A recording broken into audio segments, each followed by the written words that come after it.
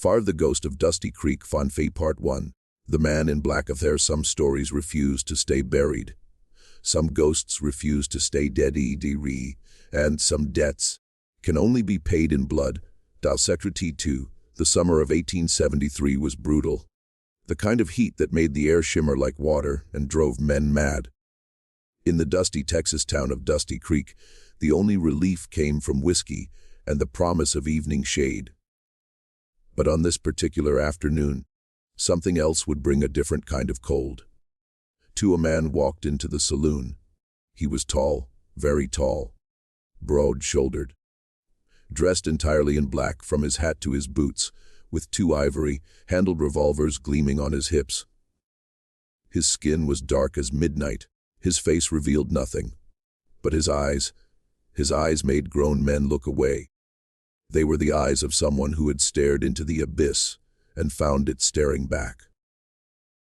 Someone who had buried so much pain that only a cold, patient fire remained. Someone who had come to collect. The man walked past the poker tables, past the bar, past the whores and the gamblers and the cowboys nursing their drinks. He walked with a predator's grace, the economy of movement that comes only from having killed before.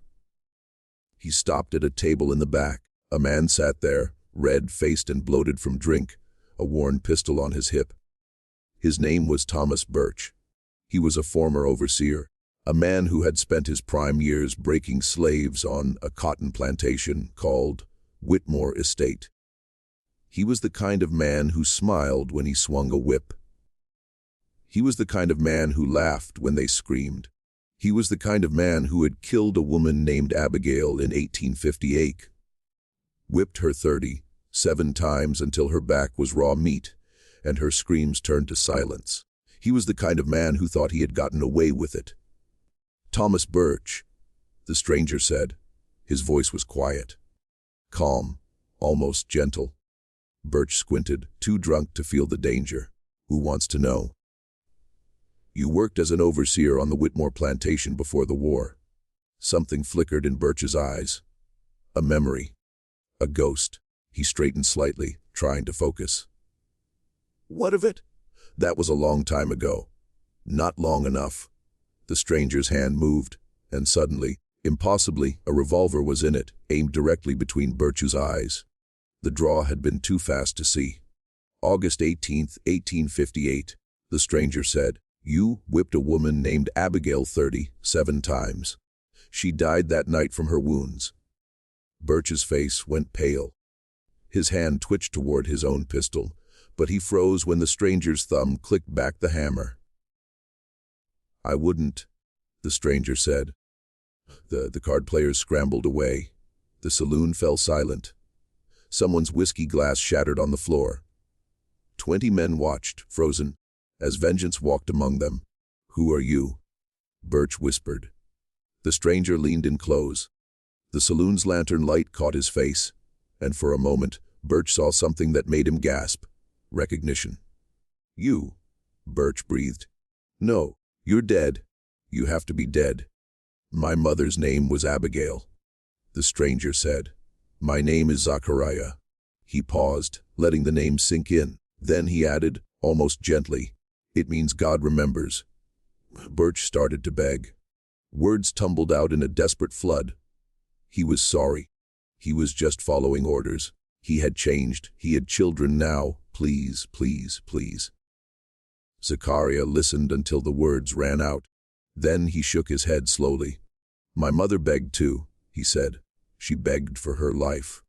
She begged for mercy. She begged for someone to stop you." He paused. "You didn't stop. Why should I?" The gunshot split the air like thunder. Burch slumped forward. A hole in the center of his forehead. His blood splattering across the cards and the table and the faces of the men who had been playing with him. Zachariah holstered his weapon. He turned. He walked to the door. Not a single man moved to stop him. Not a single man even breathed. By the time anyone thought to follow, he had vanished into the blazing afternoon sun. 2 Font Fee Part 2. The boy, who lost everything, honors her to understand the monster, You must understand the wound that made him. Ours to understand the Gunslinger. You must understand the boy who died before he ever drew a weapon. As C2 16 years earlier. In 1857, a boy named Zachariah lived on the Whitmore plantation, 40 miles west of Houston. He was 10 years old. He had never been off the plantation. He had never tasted freedom. He had never known anything but the cotton fields, the slave cabins, and the whip. But he had something that kept him alive. His mother. He to Abigail was a domestic servant in the main house. She cooked, she cleaned, she did whatever the white family demanded. But to Zachariah, she was everything. She was the voice that sang hymns while she worked. Old spirituals her grandmother had taught her, songs about Moses and freedom and a promised land beyond the river. Songs that made grown men cry. She was the arms that held him at night, whispering stories about a God who remembered his children, about a future where the first would be last and the last would be first, about justice that would one day come like a flood. She was the only beautiful thing in a world of ugliness. And then they killed her. It happened on a Tuesday in August. The heat was brutal. Abigail was carrying a jug of milk through the dining room. Her hands were slick with sweat. The jug slipped. It shattered on the floor. Mrs. Whitmore, the colonel's wife, screamed, not because she was hurt. The jug hadn't come anywhere near her. She screamed because a slave had made a mess in her beautiful dining room. She called for Thomas Burch. What happened next was something Zachariah would never forget. He was outside sweeping the path when he heard his mother scream. He ran. He wasn't supposed to run. Slaves weren't supposed to run anywhere near the main house.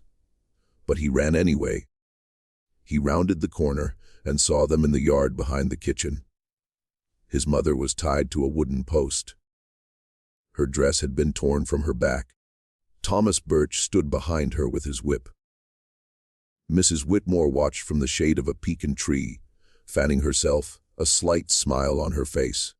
Colonel Whitmore stood beside his wife, arms crossed, looking bored. This was entertainment for them. Burch raised the whip and brought it down. The sound it made when it hit flesh was something between a crack and a wet slap. Abigail screamed. Blood appeared on her back, bright red against her dark skin. Burch raised the whip again, and again, and again. Zachariah tried to run to her. An overseer grabbed him and held him in place. "Watch, boy," the man said. "Watch what happens when you people forget your place." He watched. He had no choice. He watched as Thomas Burch whipped his mother 37 times. He counted every stroke. He watched her screaming turn to moaning, then to silence. He watched her body go limp against the post. He watched Burch finally stop, breathing hard, wiping sweat from his forehead. He watched Colonel Whitmore nod in approval and walk back toward the house with his wife, as if nothing important had happened. They left Abigail tied to the post. She was still breathing, barely. The other slaves weren't allowed to help her until nightfall. By then it was too late. She had lost too much blood. The wounds had already begun to fester in the August heat. She developed a fever that night. By dawn she was dead. Zachariah was not allowed to attend her burial. He was not allowed to say goodbye. He was sent to the fields that same morning. Colonel Whitmore had decided that 10 was old enough to start picking cotton. There was no time for grief, no space for mourning, no room for anything but work. But something had changed inside Zachariah. Something had broken, or perhaps something had been born. He didn't cry. He didn't scream. He didn't try to run. He went to the fields and picked cotton with hands that were too small for the work. And that night, in the cabin where his mother used to sleep, he made a promise to have one day, "I will find Thomas Burch. I will find Colonel Whitmore. I will find everyone who stood there watching while my mother died." and I will make them pay, every single one. 8 Fee Part 3. The sister who disappeared us. The wound that Zachariah carried was not one wound. It was many, stacked on top of each other like the scars on his back.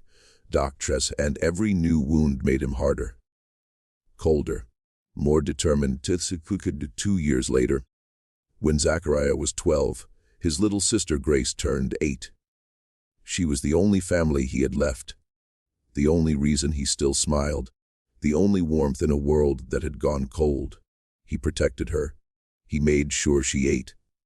He told her stories at night, the same stories their mother used to tell, about Moses and freedom, and a land where no one was ever sold. She was his heart. And then they took her. A slave trader named William Crawford came to the plantation in a fancy carriage.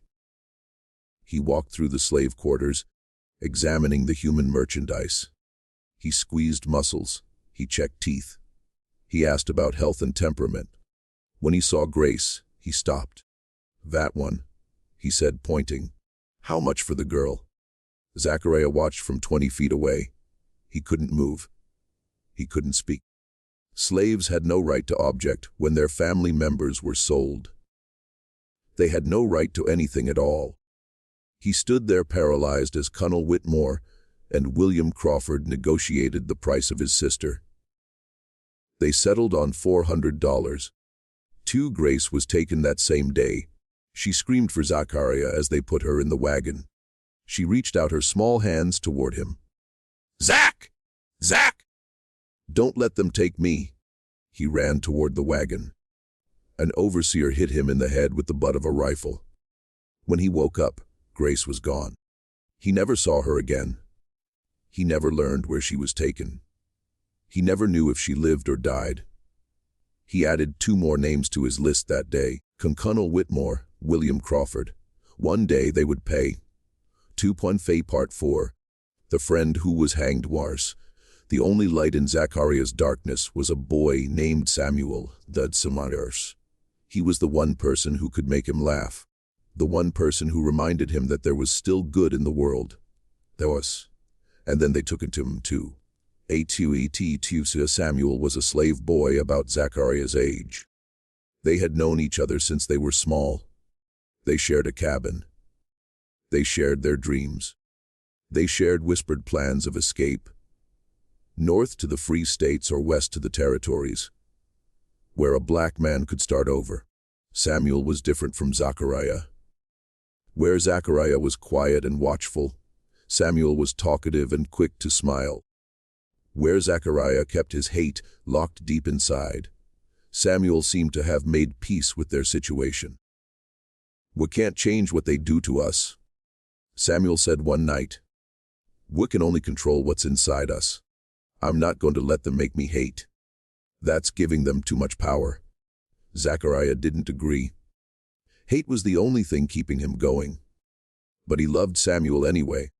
In December 1860, Samuel was caught stealing food. A piece of bread. That was all. He hadn't eaten in 2 days. He had given his portion to a younger child who was sick. So he took a piece of bread. The punishment for stealing was death. Colonel Whitmore gathered all the slaves in front of the main house. He spoke in his calm, reasonable voice, the voice he used when he wanted everyone to understand that he was being fair. "Stealing is a crime," he said. "A crime against me, against this plantation, against the natural order that God himself established.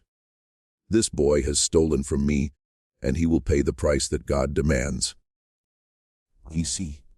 They hanged Samuel from a pecan tree in front of everyone. Thomas Burch put the rope around his neck. 2 overseers lifted him up and let him drop. Samuel didn't die quickly. The drop wasn't long enough to break his neck. He strangled slowly, his feet kicking, his hands clutching at the rope, his eyes bulging. It took almost 5 minutes. Zachariah was forced to watch the entire time. When it was over, Colonel Whitmore ordered Samuel's body to be left hanging for 3 days. A warning to anyone else who might think about stealing.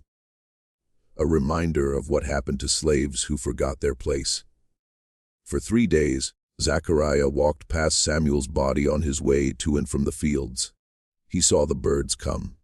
He saw the flies. He saw what death looked like when it was left to rot in the open air. On the 3rd night, Zachariah made his decision. He crept out of the cabin while everyone else slept. He found a knife in the blacksmith's shed and cut Samuel down from the tree. The body was stiff and beginning to smell. Zachariah didn't care. He carried his friend over his shoulder to soft earth behind the slave quarters. He dug a grave with his bare hands. It took him 3 hours. When the hole was deep enough, he placed Samuel inside and covered him with dirt. He didn't say a prayer. He didn't believe in God anymore. A God who let his mother be whipped to death. A God who let his sister be sold like an animal. A God who let his best friend die for a piece of bread. That was no God worth praying to. But he made another promise. See, I will escape. I will survive. I will come back and make every single person on this plantation answer for what they have done. Then Zachariah ran. He crawled under the fence at the western edge of the plantation and started moving west. Always west, away from the fields, away from the whips, away from everything he had ever known. He was 13 years old. He was alone in the Texas wilderness. He had never been off the plantation in his entire life, and he would rather die free than live another day as a slave. Part 5. The Wilderness That Changed Him. What happens when a boy with nothing but rage is left alone in a world that wants him dead? He either dies, or he becomes something else. The first 3 days were the worst. Zachariah moved at night and hid during the day. He had no food. He found water in a creek and drank until his stomach hurt. He ate berries that he hoped weren't poisonous. He kept moving west, navigating by the stars. On the 4th day, he heard the dogs. Colonel Whitmore had hired slave catchers, professional hunters who specialized in tracking escaped slaves. They had hounds trained to follow human scent for miles. They had horses and guns and experience. They had never failed. The baying grew louder. They were getting closer. He could hear the horses now, the shouts of the men. He was going to be caught. Then he saw the hole. It was a gap in the creek bank, partially hidden by roots and dead leaves. A hole just big enough for a boy to squeeze into. Zachariah didn't hesitate. He pushed himself into the hole, wiggling through the narrow opening until he was completely hidden. He found himself in a small underground space, barely big enough to sit up. It was dark. It smelled of earth and rot. Something skittered over his foot. He didn't move. He didn't breathe. The dogs reached the creek bed minutes later. He could hear them sniffing, howling, confused. The water in the creek had washed away his scent. The hole was downwind. The dogs circled and barked but couldn't find him. The slave catchers cursed and kicked at their animals. He went into the water. One of them said, "Could be anywhere by now." Spread out. Check downstream. They moved on. Zachariah stayed in the hole for 6 more hours, until long after the sounds had faded. When he finally emerged, the sun was setting. He was alive. He was free, and he was more alone than he had ever been in his life. For the next 3 years, Zachariah survived in the wilderness of West Texas. This was not the civilized Texas of cotton plantations and southern gentlemen. This was the frontier, vast stretches of desert and scrubland where few white men had settled. Comanche territory, outlaw country, a place where a black boy with no papers and no protector could disappear completely. He learned to survive the hard way. He learned which plants were edible and which would kill you. He learned to find water by watching where the animals went. He learned to catch small game with traps made from sticks and vines. He learned to make fire. He learned to read tracks. He learned to sense when predators were near. He learned to move through the landscape without leaving a trace. The wilderness was brutal, but it was honest. It didn't hate him for being black. It didn't think he was property. It simply was survive or die, adapt or perish. There were no masters here, no overseers, no whips, just the land and the sky and the struggle to see another sunrise. He encountered other people occasionally. Outlaws hiding from the law, Comanche hunting parties, Mexican traders moving goods across the border. Some tried to hurt him. Some tried to help. He learned to read people the way he read tracks, to know within seconds whether someone meant him harm. He became hard, watchful, dangerous. The soft parts of him, the parts that had once known how to love and trust, retreated deep inside, where nothing could touch them. By the time he was 16, Zachariah had survived things that would have killed most grown men. He had been bitten by a rattlesnake and cut the venom out of his own leg with a stolen knife. He had nearly frozen to death during a blue norther. He had fought off a mountain lion with nothing but a sharpened stick. He had killed 2 men who tried to rob him and sell him back into slavery. Yes, he had killed. The first time was the hardest. A white man in a ragged coat found him sleeping in a cave and decided that a black boy alone in the wilderness was easy money. The man had a knife and a rope, and a smile that said he had done this before. Zachariah had only a rock. But the man underestimated him. They always underestimated him.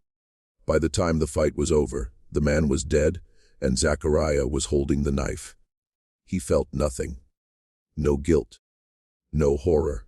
Just a cold satisfaction that one more person who wanted to hurt him could never hurt anyone ever again. The second killing was easier. The third easier still. Zachariah was becoming something. He didn't have a word for it yet. But he could feel it growing inside him. A capacity for violence that had been planted the day his mother died and had been watered by every cruelty since. Futifat Fee Part 6. The man who changed everything. Sometimes help comes from the most unexpected place. Sometimes the person who saves you is a monster just like the ones you're hunting. Fesser. In the spring of 1863, half dead from fever and starvation, Zachariah stumbled into the camp of an old Mexican man. The man was cooking a rabbit over a small fire in a canyon deep in the mountains. He was gray-haired, weathered, scarred. He had a rifle across his knees and 2 revolvers on his belt.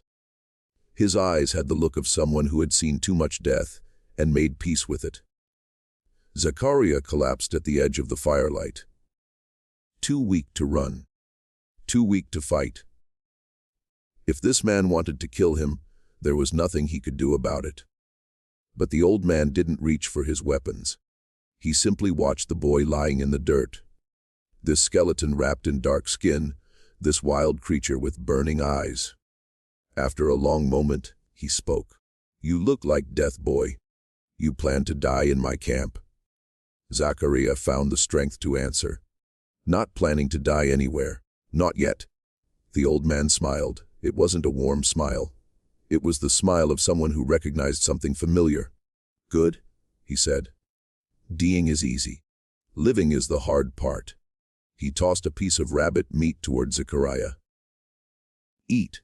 You're too skinny to be worth killing. Maybe when you fatten up, I'll change my mind." The old man's name was Joaquin Horta Esperanza, and according to the authorities, he had been dead for over a decade. He had been reported killed in Chihuahua in 1851, then again in Sonora in 1854, then once more in New Mexico Territory in 1857. Each report was convincing. Each came with witnesses and details. Each was completely false. Joaquin Esperanza had simply become very good at disappearing.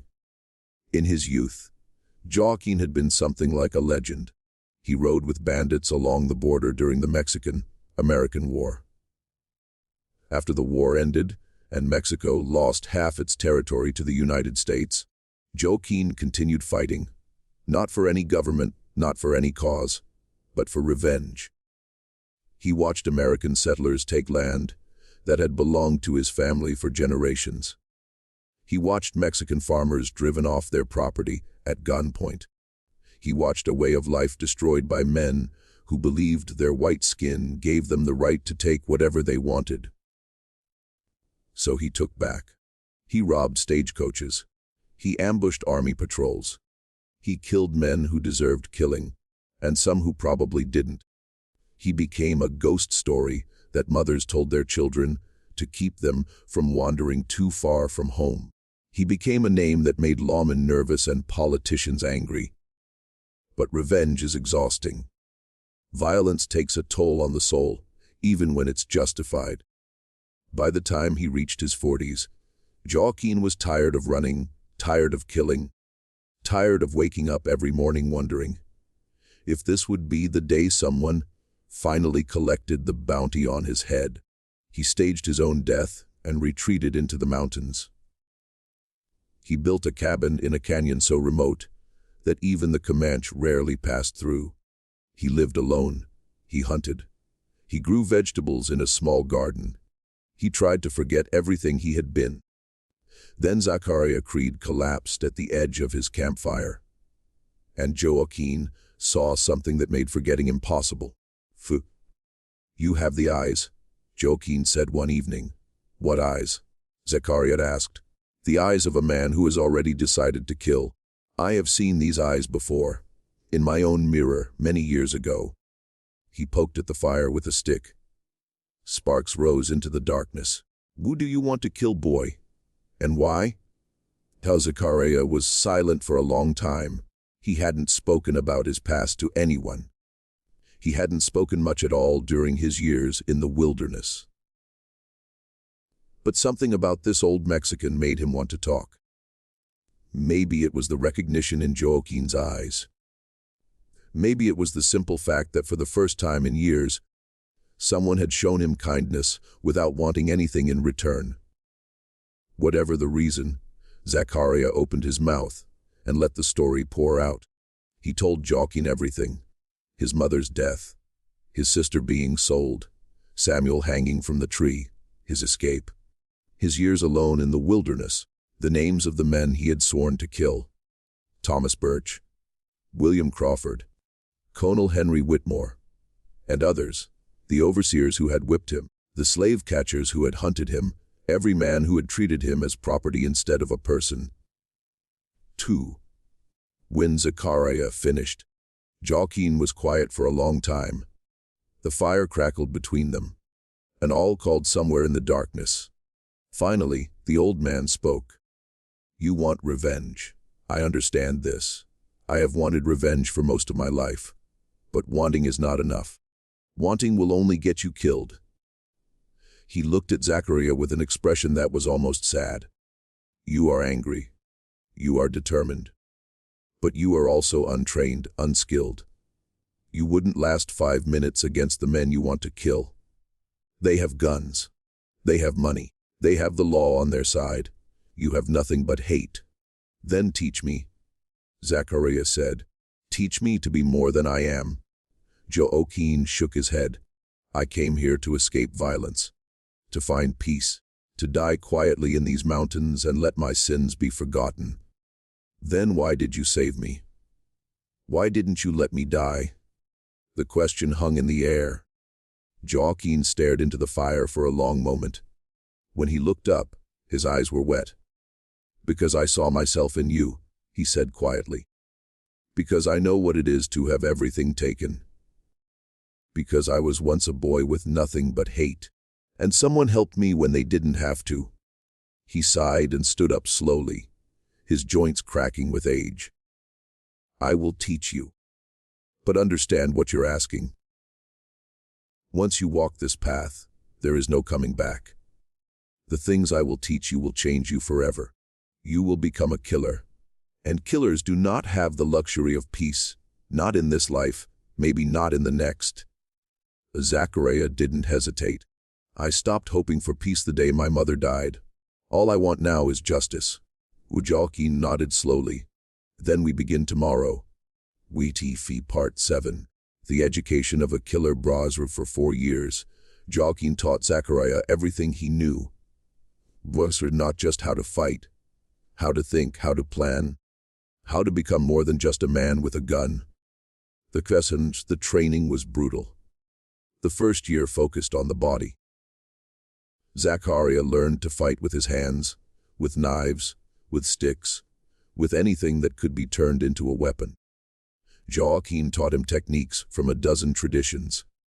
Street fighting from the slums of Mexico City, knife work from the vaqueros, wrestling holds from the Comanche, pressure points that could paralyze or kill with a single strike. Every day they sparred until Zachariah could barely stand. Every night he nursed his bruises and prepared for the next day's beating. The second year focused on firearms. Joaquin was a master with both rifle and pistol, and he passed this mastery to his student. Zachariah learned to shoot at targets while standing still, then while moving, then while being shot at. He learned to draw and fire in a single fluid motion, so fast the eye could barely follow. He learned to reload without looking, to clear jams by feel, to maintain his weapons in any condition. By the end of the second year, Zachariah could put 6 bullets through a playing card at 20 paces in less than 3 seconds. Jalkin said he was adequate. The third year focused on the mind. This was the training Zachariah hadn't expected. Jalkin insisted that violence without intelligence was just noise. A true fighter needed to understand his enemies, predict their movements, control his own emotions completely. They played chess for hours, Jalkin teaching Zachariah to think several moves ahead. They studied strategy and tactics, discussing battles and ambushes from history. They practiced meditation, sitting motionless for hours until Zachariah could quiet the storm inside his head and find perfect stillness. But the most important lesson came in the third year, and it had nothing to do with fighting at all. It was about patience. Revenge is not a fire, Jalkin said one evening as they watched the sunset paint the canyon walls orange and red. Fire burns hot and fast and destroys itself. Revenge is a coal. You keep it alive inside you, small and controlled, feeding it just enough to keep it glowing. He turned to Zachariah, his eyes fierce. You wait, you watch, you prepare. And when the moment is right, when everything is in place, then you blow on that coal and let it become an inferno. He paused. Not before. Never before. The fourth year was about putting it all together. Jalkin staged elaborate scenarios, testing Zachariah's ability to plan, infiltrate, and execute missions against imaginary enemies. He brought in old contacts, former fighters who were willing to play the role of guards and targets. Zachariah learned to scout a location before attacking, to identify escape routes, to anticipate complications, to improvise when plans fell apart. By the end of the fourth year, he was no longer a student. He was a weapon, owned and sharpened and ready to be used. On the day Zachariah turned 20, Joaquin called him to the fire for a final conversation. The old man looked older than ever. His hands trembled slightly now. He moved more slowly, more carefully. Time was catching up with him. You are ready, Joaquin said. As ready as I can make you. What you do now is your choice. He paused, gathering his words. Killing changes you. Every life you take carves something out of your soul. You don't notice at first. You feel powerful, righteous. But over time, you realize that parts of you are missing. The parts that could feel joy. The parts that could love. The parts that could imagine a future beyond the next target. He looked at Zachariah with eyes that held decades of regret. I am not telling you not to go. The men who hurt you deserve to die. I believe this. But I want you to know the cost. When you are finished, if you survive, You will not be the same person who started. You may not like who you become, and there is no going back. Zachariah considered this for a long moment. He thought about his mother's face, his sister's screams, Samuel's body swinging from the tree. He thought about every scar on his back, every night alone and afraid, every piece of himself that had already been taken before he ever killed anyone. They already took everything from me, he said finally. Whatever is left I'm willing to spend. Whatever I become I'm willing to live with. They made me this way. He looked at Joaquin with cold, steady eyes. They can die by what they created. Joaquin nodded slowly. He reached into his coat and pulled out 2 revolvers. Colt 1851 Navy models, beautifully maintained, with ivory grips that had yellowed with age. These were mine when I was young. They have killed more men than I can count. Now they are yours. He handed them to Zachariah with something like ceremony. Use them well, and when you are finished, if you find that you want to live, come back to these mountains. I will probably be dead by then, but the cabin will still be here. The garden will still be here. A place to rest if you ever want to stop running. Zachariah took the guns. They felt perfect in his hands, balanced, deadly extensions of his will. Thank you, he said, for everything. Joaquin smiled his thin, sad smile. Don't thank me yet. Thank me when you've survived. Thank me when 3 days later, Zachariah Creed rode out of the mountains and back into the world of men. He carried Joaquin's revolvers on his hips, a rifle on his back, and a list of names in his head. The first name on that list was Thomas Burch. Fay Part 8. The hunt begins as a ghost cannot be stopped, because a ghost has nothing to lose. It took Zachariah 2 months to find Thomas Burch. After the war ended in 1865 and slavery was abolished, the old plantation system collapsed.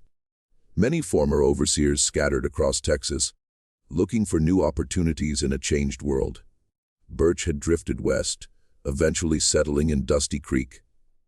He worked as a ranch hand now, drinking away his wages and telling anyone who would listen about the good old days.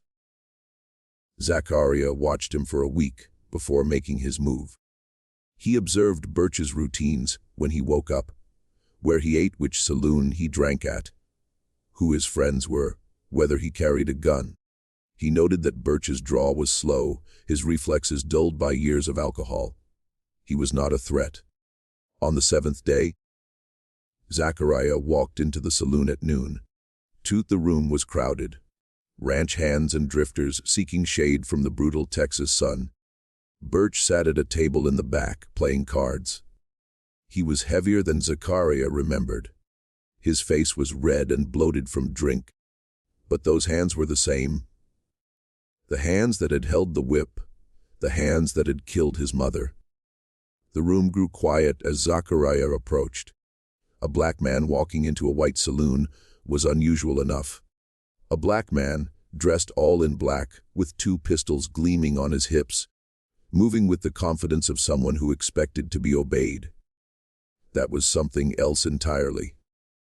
Zachariah stopped at Burch's table. The card players looked up nervously. Burch squinted at the stranger, too drunk to feel the danger. Thomas Burch, Zachariah said. It was not a question. Who wants to know? Burch slurred. You worked as an overseer on the Whitmore plantation before the war. Something flickered in Burch's eyes. A memory. A ghost.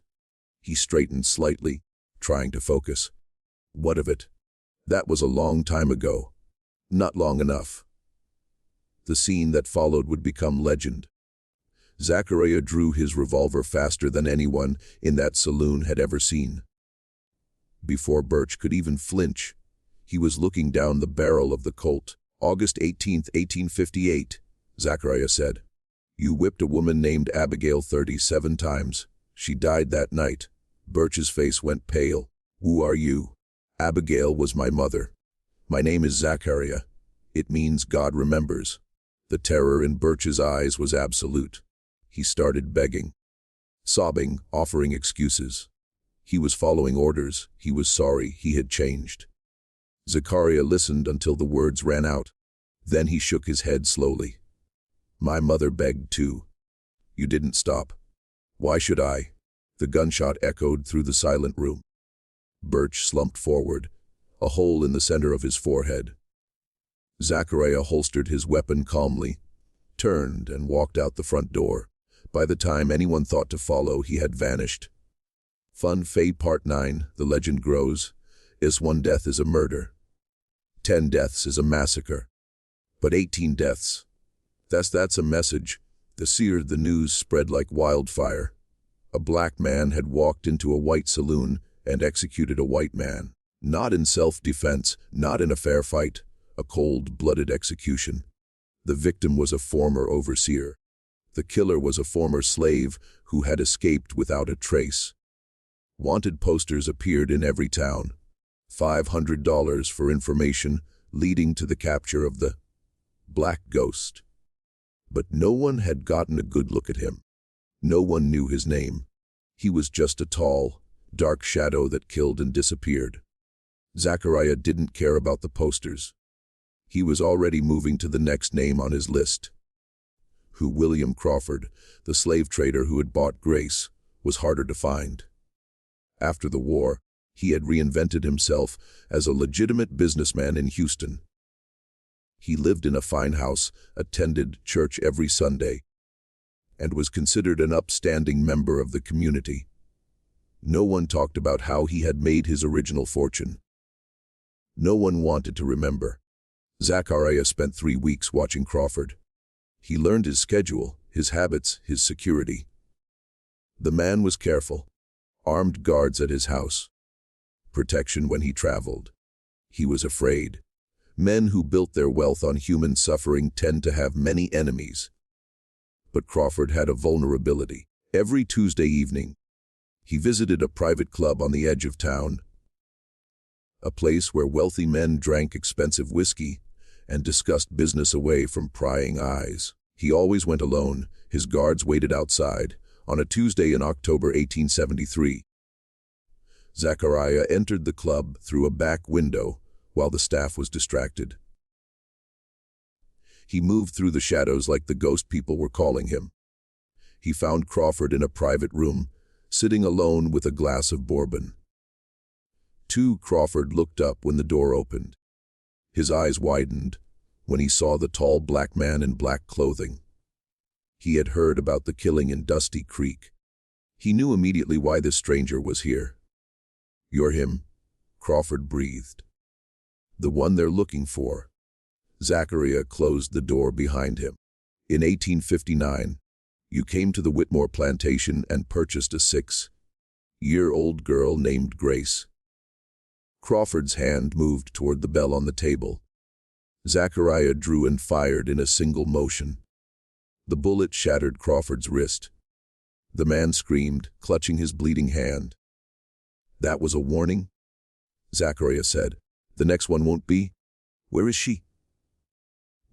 I don't know what you're talking about. I bought and sold hundreds of slaves. Do you expect me to remember one?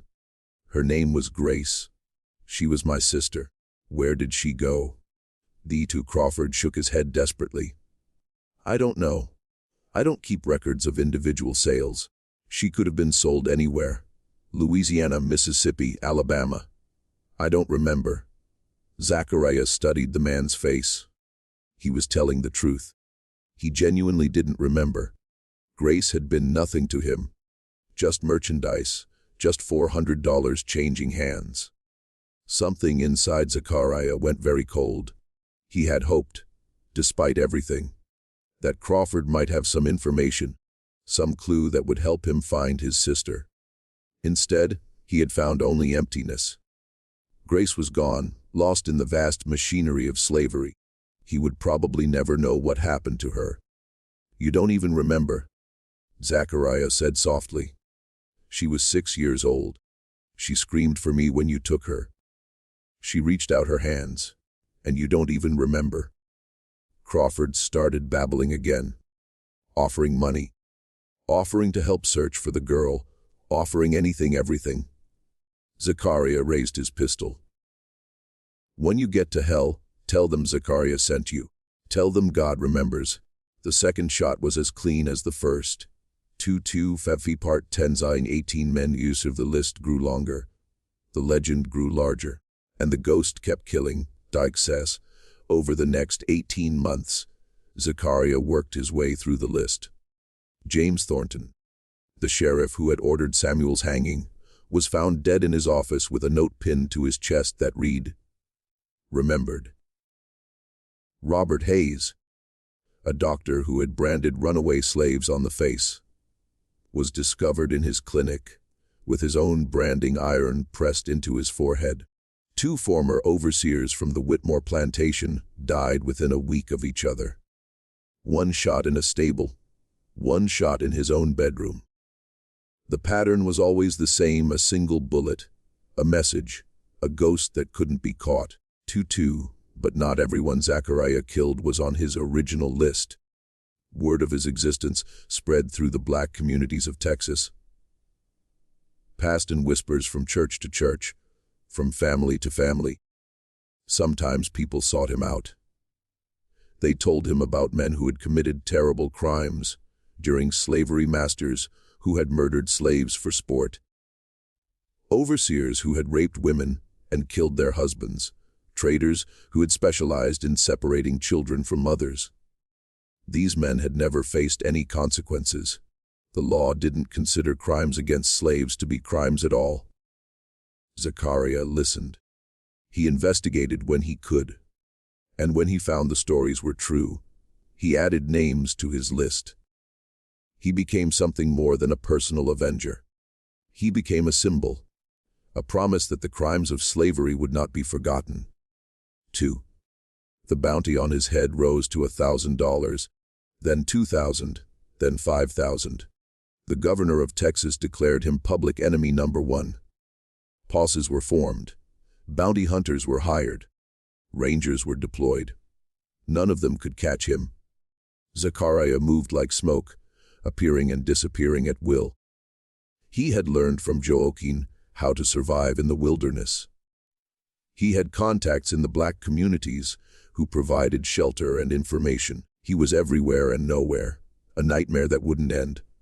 251 Part 11 The fortress Vard by 1875. Only one name remained on Zachariah's list, Don Sickers Kunal Henry Whitmore. Casualty Whitmore had not done well after the war. The Emancipation Proclamation freed his slaves. The Union victory destroyed his fortune. The cotton market collapsed. He was forced to sell most of his land to pay debts. The grand plantation house fell into disrepair. The fields went fallow. By 1875, Whitmore was a shell of his former self, living in a crumbling mansion with a handful of hired guns, spending his days drinking and cursing the world that had taken everything from him. But Whitmore was not stupid. He knew his name was on Zachariah's list. He had heard about the deaths of Burch and Crawford and all the others.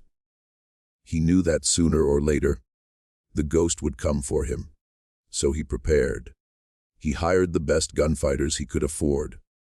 20 men, each with a reputation for violence.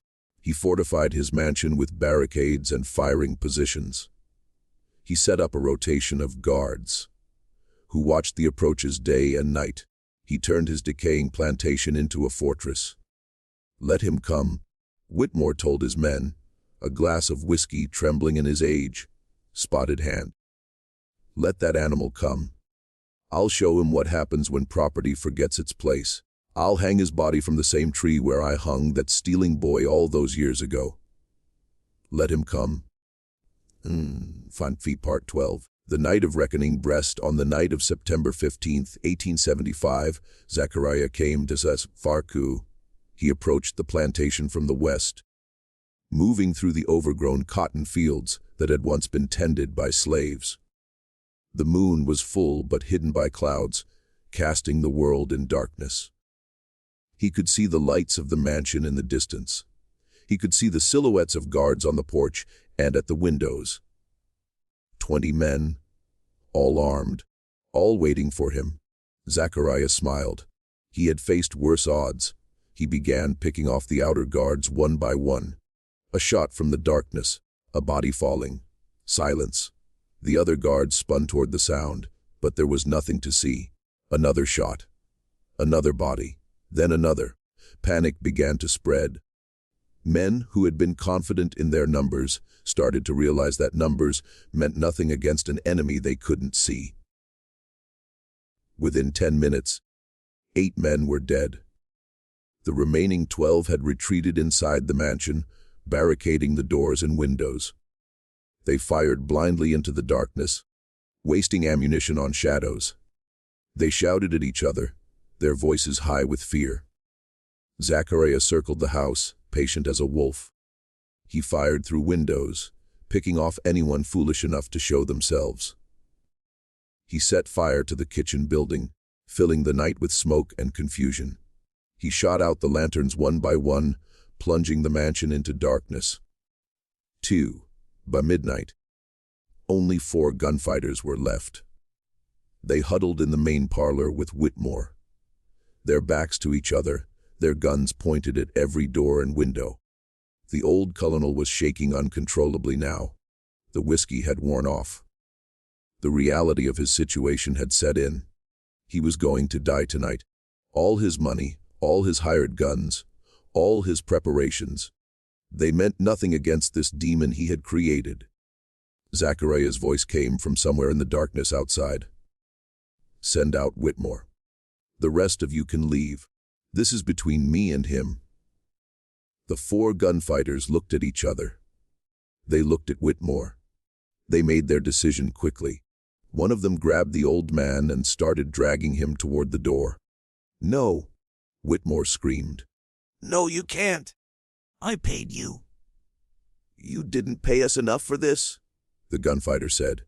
He threw open the front door and shoved Whitmore out into the night. Then he and his companions ran out the back, disappearing into the darkness, leaving the colonel alone. Whitmore lay in the dirt of his own front yard weeping. His fine clothes were stained. His white hair was wild. His hands clawed at the ground, as if trying to dig a hole to hide in.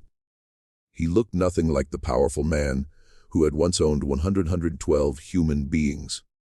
He looked like what he was, a pathetic old coward, facing the consequences of a lifetime of cruelty.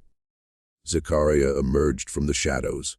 He walked slowly, deliberately, savoring this moment. He had waited 17 years for this, since the day his mother died, since the day his sister was taken, since the day Samuel was hanged. He stopped a few feet from Whitmore. The old man looked up at him, his eyes red with tears. "Please," Whitmore whispered. "Please don't kill me. I'm sorry for everything. I'm sorry." Zachariah stood over him for a long moment, looking down at the man who had caused so much suffering. He remembered his mother's face, her voice singing hymns, her whisper in his ear telling him that God remembers. He remembered Grace's small hands reaching for him. He remembered Samuel's body swinging from the tree. He remembered every scar on his back, every night of hunger, every moment of fear and pain and loss. Then Zachariah did something he hadn't planned, something that surprised even himself. He holstered his gun. "I'm not going to kill you," he said. Whitmore looked up, confused, a flicker of hope in his eyes. "You're not. Then you'll let me go." Zachariah shook his head slowly. "No, you're not going anywhere. You're going to live, Whitmore. You're going to live right here in this ruin you used to call home. You're going to watch everything you built crumble to dust.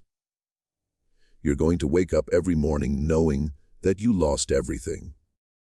Your slaves, your money, your power, your pride, all of it gone." He leaned in close, his voice dropping to a whisper. "And you're going to spend the rest of your miserable life looking over your shoulder, wondering if I'll change my mind, wondering if this is the day I come back to finish what I started. Death is too easy for you. You don't get to escape that quickly. You get to live. And every day you live, you'll remember this moment. You'll remember that a slave stood over you while you groveled in the dirt. You'll remember that your property beat you. And when you finally die, old and alone and forgotten, the last thing you'll see is my mother's face, because God remembers, and now you will too. Zachariah turned and walked away. Behind him, Whitmore collapsed into the dirt, sobbing. The mansion burned through the night, sending flames high into the Texas sky. True to Zachariah's word, Whitmore lived. He was found the next morning, wandering the ruins of his plantation, muttering to himself.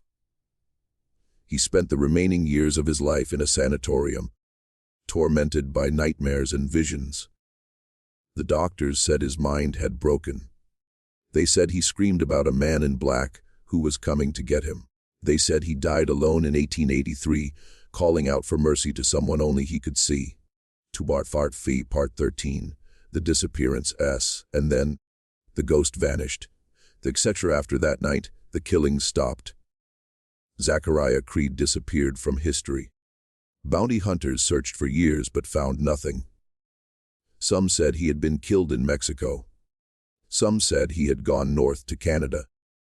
Some said he had never existed at all, that he was just a story slaves told to frighten their former masters. But in the black communities of Texas, a different story was passed down. They said he returned to the mountains where an old Mexican gunfighter had taught him everything. They said he found the cabin still standing, the garden still growing.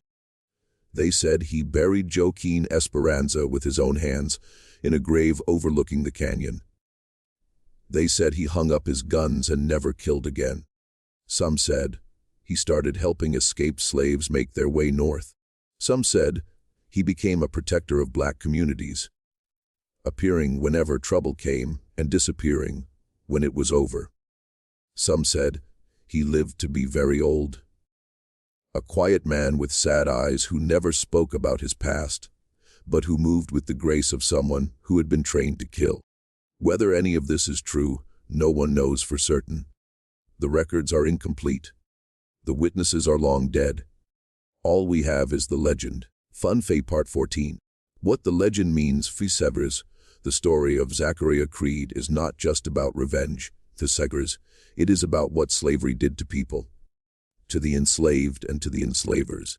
It is about the violence woven into the fabric of American society for 250 years. It is about the debts that were never paid and the crimes that were never punished. It is about children who were stolen from their parents and parents who never stopped searching for their children. XX. Every name on Zachariah's list was a real type of person who existed in the slavery system. The overseers who wielded the whips, the traders who tore families apart, the masters who believed they had the right to own human beings. These people were not aberrations. They were the system working as designed. And when that system ended, when the 13th Amendment declared slavery abolished, most of them faced no consequences at all. They kept their land. They kept their money. They kept their social standing. They simply adapted to new forms of exploitation and continued as before. Zachariah Creed represents something the system feared above all else, the idea that the enslaved might remember, that they might return, that there might be a price to pay for centuries of cruelty. This fear haunted white Southerners throughout the era of slavery and beyond. It drove them to create ever more oppressive laws and ever more brutal systems of control. They knew, deep down, that what they were doing was wrong, and they knew that wrongdoing, sooner or later, demands an accounting. The story of Zachariah is fictional, but the world he inhabited was real. The violence he experienced was real. The systems he fought against were real. The children who were stolen, the families who were destroyed, the lives that were crushed under the weight of slavery, all of that was real. And the descendants of those children those families, those crushed lives, they are still here, still carrying the weight of that history, still waiting for an accounting that has never come. Houston Fart Feed Part 15. The name that remains Zacharias when Zachariah's mother named him. She chose a name that meant, God remembers. She believed that someday, somehow, justice would come, that the suffering of her people would not be forgotten, that the crimes committed against them would not go unpunished forever. Daughtersicken. She did not live to see that justice. Neither did Zachariah. Not really. The men he killed were a tiny fraction of those responsible for slavery. The system itself continued in new forms for generations after his story ended. But the name remains, Zachariah. God remembers. And now you remember too. You know this story. You know what was done. You know the names of the guilty and the faces of the innocent. You know that slavery did not simply end in 1865. It evolved. It adapted. It found new ways to extract black labor and destroy black families. And some of that evolution continues to this day. The question that Zachariah's story asks is not whether revenge is justified. That is a question each person must answer for themselves. The question is simpler and harder. Will we remember? Will we face the truth of what was done? Will we acknowledge the debts that were never paid and the wounds that were never healed? Will we build a future that honors the suffering of the past? Zachariah Creed found his own answer in the mountains of West Texas. He chose vengeance, then chose mercy, then chose silence. He disappeared into history, leaving only a legend behind. But legends have power. They remind us of what is possible. They remind us that even in the darkest times, there are those who refuse to submit, those who fight back, those who remember. His mother's voice still echoes across the years. God remembers every hurt, every tear, every wrong done to his children. And one day, he will make it right. The story of Zachariah Creed is over. But the story of America, the story of slavery and its aftermath, the story of injustice and the long struggle for justice, that story continues. It continues in every black family that carries the trauma of ancestors they never knew. It continues in every community that still fights for equality. It continues in every classroom where this history is taught and every living room where it is discussed. It continues in you. Now that you know, remember, that is all the dead have ever asked of us. Remember what was done. Remember who did it. Remember who suffered. And build a world where it can never happen again. The last words as some stories refuse to stay buried. Some ghosts refuse to stay dead. Dogs and some debts can only be paid in blood. But the debt is not just one man's. It is a nation's. It is a history of 250 years of bondage, of 100 years of Jim Crow, of decades of mass incarceration and systemic inequality. The ghost of Zachariah Creed still walks among us, not as a man with a gun, but as a question that won't go away. When will justice come? When will the debt be paid? When will God finally remember? There is no easy answer. There is no single act of vengeance or mercy that can undo centuries of wrong. But there is remembering. There is telling the truth. There is acknowledging what was done and continuing the struggle for what should be. Zachariah Creed chose to walk away from violence in the end. He chose to stop killing. Not because the debt was paid, but because he understood that some debts are bigger than one man can settle. He left the rest to us. The question is, what will we do with it? Will we remember? Will we face the truth? Will we build a world where the crimes of the past are not repeated? Or will we forget and let the ghost of Zachariah Creed come back once more? Thank you for listening to this story. If you found it meaningful, please like, share, and subscribe to Stories of Slavery. Tell us in the comments which city and country you're listening from, and share your thoughts on Zachariah's choice of mercy over vengeance. Your participation helps ensure these stories are remembered, not erased. Until next time, remember the past is not behind us. It lives in us, and it calls us to do better. The suit of God remembers.